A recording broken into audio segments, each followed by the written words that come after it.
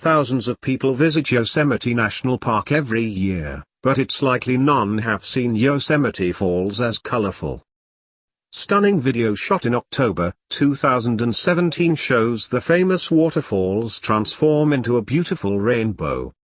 Photographer Greg Harlow explained to Cater News Agency that he and a friend were drinking coffee at Glacier Point while waiting to shoot the famous sunrise over the Sierra Nevada mountains when he noticed the falls started changing color.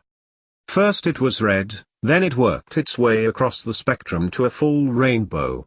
We were two of only about 10 people to witness this. The spot was empty because it was so windy that morning, said Harlow.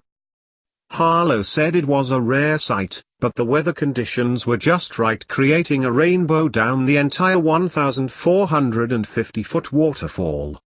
Magical certainly is the right word. You can see the water fall off the cliff and get immediately sprayed into mist by the high winds, said Harlow. Harlow called the experience one of the most jaw-dropping moments of his career so far. Do subscribe our channel, World Top Entertainment, for more unique and amazing videos.